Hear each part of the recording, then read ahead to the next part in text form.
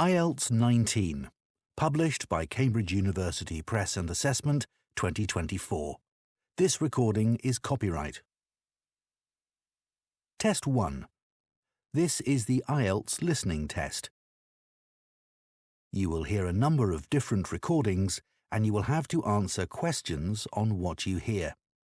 There will be time for you to read the instructions and questions and you will have a chance to check your work. All the recordings will be played once only. The test is in 4 parts. At the end of the test, you will be given 10 minutes to transfer your answers to an answer sheet. Now turn to Part 1.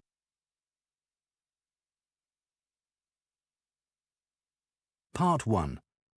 You will hear a teaching assistant calling a country park about a school visit.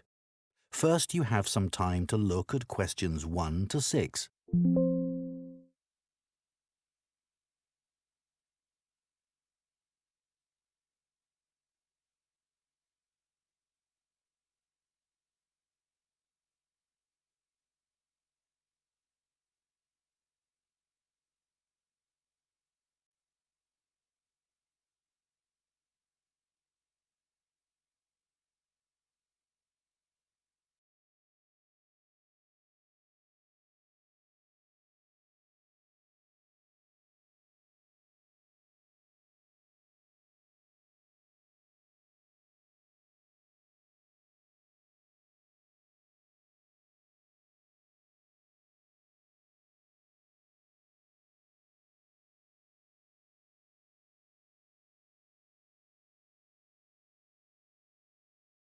Two of our classes.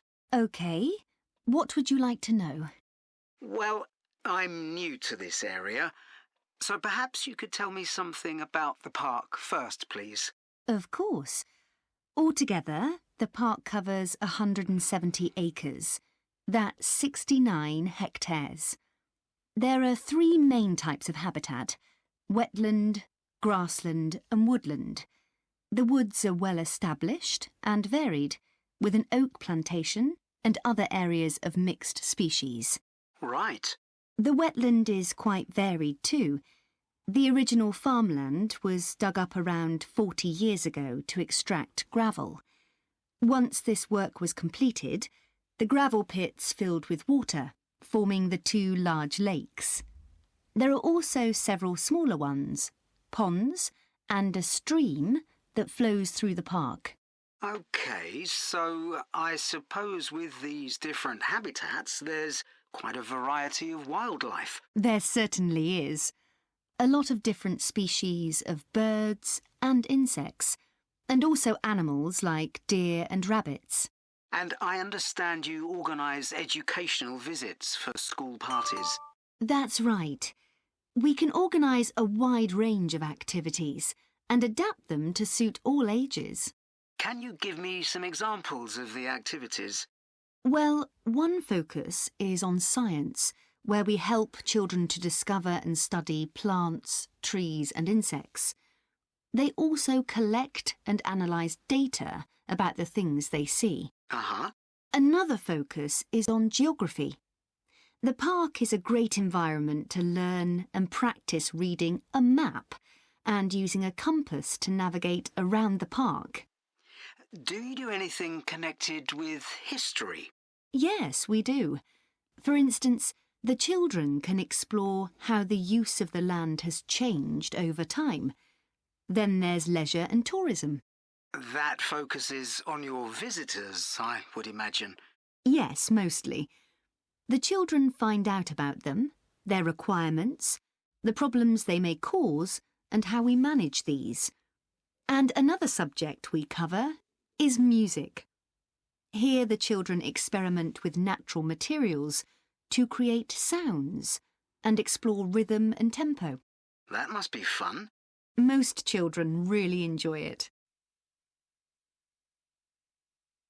Before you hear the rest of the conversation, you have some time to look at questions 7 to 10.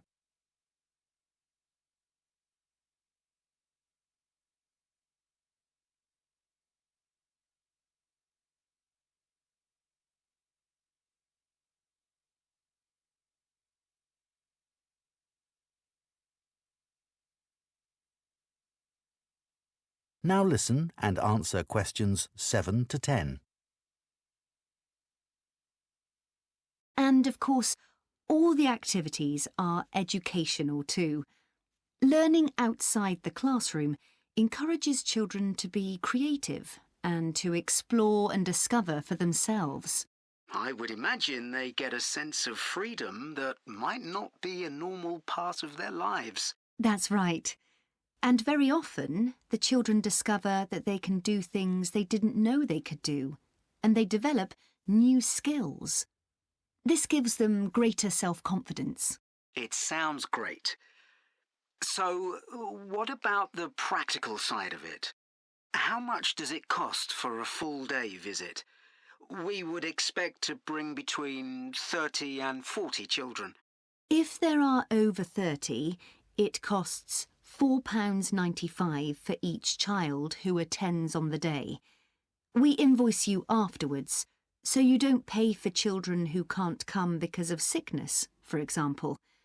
There's no charge for leaders and other adults, as many as you want to bring. That sounds very fair. Well, thanks for all the information. I'll need to discuss it with my colleagues, and I hope to get back to you soon to make a booking.